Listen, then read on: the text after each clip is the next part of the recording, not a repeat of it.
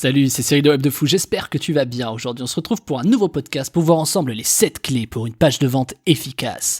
Donc c'est un titre un peu accrocheur pour dire que je vais te montrer en fait une construction assez simple d'une page de vente plus ou moins efficace. Alors on va rester un peu dans la théorie, bien sûr, mais tu vas voir que c'est plutôt les 7 éléments auxquels tu dois faire super attention en fait quand tu fais une page de vente. Je te révèle ça juste après.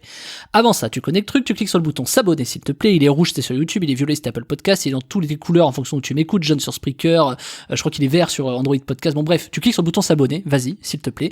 Et puis, tu vas dans la description, il y a un lien, ça s'appelle Rejoins mes contacts privés. Tu cliques dessus, tu mets ton email et tous les matins, tu reçois un podcast à forte valeur ajoutée avec des informations qui vont changer ta vie et ton business, crois-moi. Ok ? Allez, on y va. Bon, clairement, j'ai défini 7 points, donc on va y aller. J'espère que ce podcast va être assez court. Je t'avoue que j'ai les points devant moi. Si je traîne pas trop, ça va être court. Donc, une bonne page de vente, faut comprendre qu'il y a une structure. Alors, je vais pas t'expliquer aujourd'hui quelles sont les étapes absolument que tu dois faire pour rédiger une page de vente efficace. Je vais vraiment te donner les 7 points clés sur lesquels tu dois faire vraiment attention. Je le précise, parce que si tu veux vraiment rédiger une page de vente efficace et qui cartonne et que tu peux être sûr de faire entre 20% et 30% de vente, c'est la formation de la semaine qui s'appelle Copywriting Web de Fou, les secrets des pages de vente rentables. Je t'ai laissé le lien dans la description, tu cliques dessus, c'est un truc qui vaut de l'or parce que dedans je te donne toutes les méthodes de copywriting, t'as des outils, je te donne des tableaux pour définir ce qu'il faut, je te montre des étapes, j'ai même un plan dans une des méthodes et j'ai un plan en 55 étapes pour te dire que j'ai bossé quand même le sujet. J'ai un plan en 55 étapes qui, moi, quand j'applique ce plan, ça prend un peu de temps à rédiger, mais quand j'applique ce plan, les ventes sont explosives. T'as également, si tu fais beaucoup de produits et que tu vends beaucoup de choses comme du dropshipping ou des choses comme ça, t'as également des méthodes qui sont un peu plus rapides et qui ont un très bon ratio temps-argent, qui permet de rédiger ça de manière rapide et de rapporter beaucoup d'argent. Bref, c'était pour t'expliquer que si tu veux vraiment rédiger une page de vente, t'as le lien dans la description, ça s'appelle les secrets des pages de vente rentables. Donc on y retourne. C'est quoi les 7 clés pour une page de vente efficace ? Alors déjà, le truc un peu le plus évident, en fait, on va déconstruire, c'est le titre, quoi. Je sais pas si tu connais l'histoire du livre, je sais plus ce que c'est. C'était un livre d'une nana, elle avait créé un super livre, je me rappelle plus du nom, faudrait que je te retrouve ça, et elle a dit ok, bon bah je le vends, gros flop. Ok, elle a mis des mois à écrire, machin, gros flop et tout. Et t'as un mec, un jour, il l'a lu, il est tombé dessus, je crois, dans un vide-grenier ou un truc, il l'a lu, il a dit, putain, mais il est trop puissant, ce livre. Par contre, le titre, il est pourri. Donc, il a dit à la nana, écoutez, moi, je rachète vos droits. Et la nana a dit, bah ouais, ok, pas de souci, je rachète, ok, oui, bah, clairement, ça se vend pas, donc vas-y, grand fou, rachète-moi mes droits. Le mec a dit, ok, bah, je rachète vos droits, machin, etc. Il a changé le titre, il a changé la couverture, et il a vendu, je crois, pour plus d'1 million d'exemplaires derrière, c'est un truc comme ça. What the fuck. Voilà, donc, pour t'expliquer à quel point le titre est capital. Donc, un bon titre, c'est quelque chose qui va clairement réussir en un coup d'œil à utiliser des mots simples. Il faut que tu utilises des mots simples, tu fais pas des trucs trop compliqués. Le meilleur produit intemporel pour les années à venir, c'est de la merde, tu vois. Tu fais pas des trucs comme ça. Donc pour ça, c'est dans la formation, donc je vais pas t'expliquer comment construire un super titre qui vend obligatoirement, mais passons. En tout cas, c'est ce qui fait la diff au départ. Donc cette histoire, elle est assez incroyable parce que finalement, le gars a racheté des droits d'auteur et il a juste changé le titre. Tu vois, le mec, t'imagines, je crois que c'est le taf le plus rentable qui existe. D'ailleurs, ça peut être presque un business à part entière. Ensuite, après le titre, il faut pas sous-estimer les sous-titres.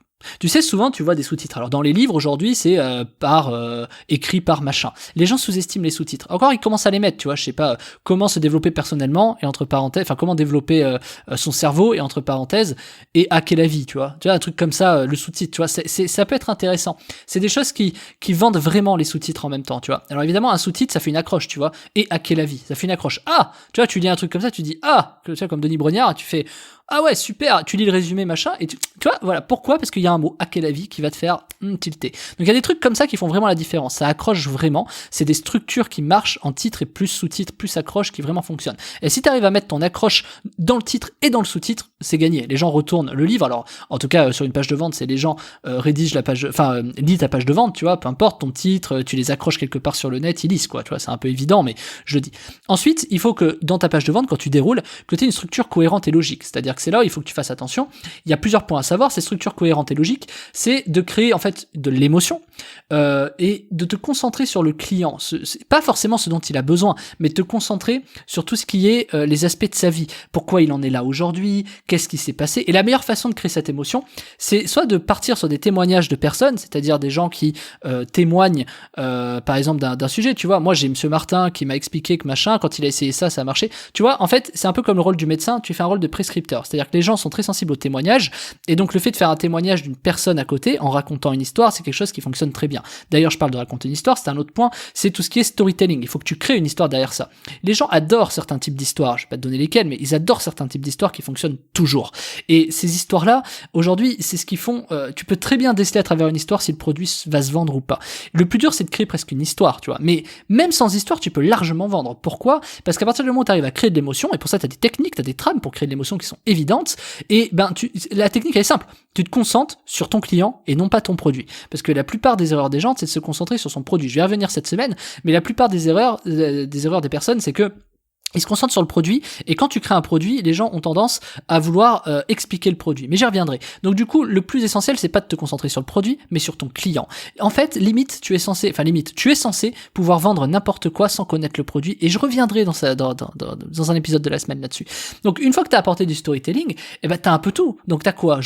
T'as le titre, t'as le sous-titre plus accroche, t'as une structure cohérente et logique, t'as créé de l'émotion, tu te concentres sur ton client, et du coup, tu fais preuve de storytelling derrière. Et sans là, on est à cycler. Voilà, c'est ça, t'es cyclé. Et ça peut paraître bête, mais alors maintenant, évidemment, ton problème, c'est de dire, alors déjà, c'est quoi la 7ème, Cyril ? Alors la 7ème, elle est assez évidente, c'est, devine, qu'est-ce que c'est la 7ème ? Qu'est-ce qui se passe au bout, à la fin ? Je pense direct. Qu'est-ce qu'il faut faire à la fin ? Tu mets un appel à l'action. Achète, viens découvrir, machin, etc. Je sais pas, clique, quoi. Et fais un truc. Ce qui est important aussi là-dedans, je vais te rajouter une petite 8ème, c'est de toujours accompagner le lecteur ou le prospect. C'est-à-dire, clique ici. Là, tu sais ce truc, les invectives en mode like, commente, partage s'il te plaît, etc. Quand tu donnes aux gens des ordres, que tu intimes un ordre, les gens le font. Fais cet exemple de ça. J'avais fait de la B-test, je crois que c'était il y a 3 ans, 4 ans sur Facebook. J'avais mis la même photo de chat à 2 endroits différents. Il y en avait un où j'avais mis, c'était le même titre, la même accroche et tout, et j'avais mis like, commente, partage et dis-moi ce que t'en penses. Et il y en avait un où j'avais rien mis. Clairement, les stats sont x20, c'était x22 exactement. Les stats c'est x20. x20, les gens ils aiment, ils commentent, ils partagent et tout. Donc toujours accompagner la personne avec un appel à l'action. Moi, dans mes podcasts, je t'explique, tu vas dans la description, tu cliques sur le lien, tu accompagnes les gens, c'est juste en dessous, tu vas dans la description, il y a un lien, tu cliques dessus, tu sors ta CB, tu cliques sur le bouton, on arrive de l'autre côté. Tu accompagnes les gens à obligatoirement créer le process. Et plus tu les accompagnes, mieux c'est. Donc c'est important. À l'écrit, ça va être des flèches, ça va être des trucs comme ça. Bref, tu accompagnes les appels à l'action. Et ça, c'est quelque chose qui est capital. Surtout, et un petit conseil, un 9e petit conseil vraiment capital, tu ne sors pas ce call to action trop tôt. Tu vois, moi dans un podcast, je vais pas te couper maintenant le podcast pour t'expliquer que je dois vendre ma formation qui est dans la description juste en dessous et qu'il faut que tu cliques dessus enfin t'as compris l'idée quoi. Voilà. Donc, tu vois, je vais pas le faire maintenant. Je l'ai fait, mais c'était sous le ton de la rigolade. Tu vois l'idée?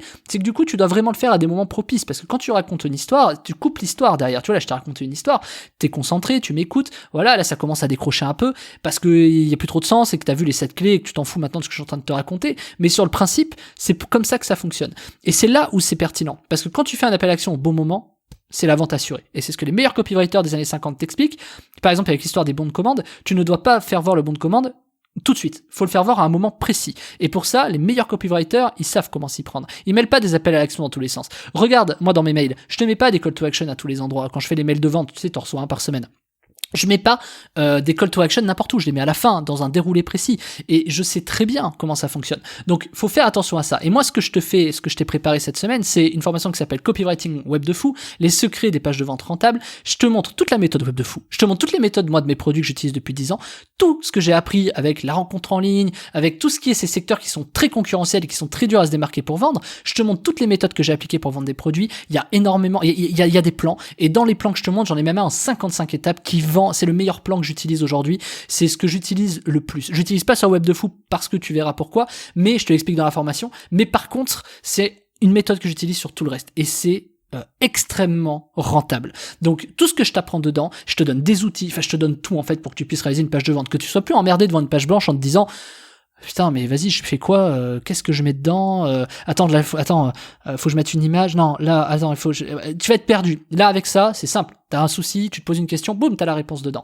C'est le truc le plus efficace qui puisse exister aujourd'hui. En tout cas, moi, j'ai pas vu plus efficace que ces plans-là. Je te le dis vraiment.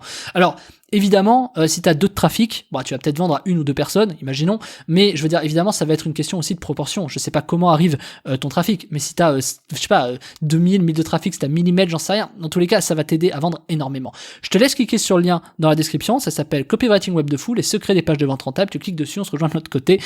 Tu sors ta CB, tu cliques sur le bouton, tu connais le truc, je te l'ai dit tout à l'heure. Donc, je te rejoins de l'autre côté. Je te dis à tout de suite, Martin. Salut.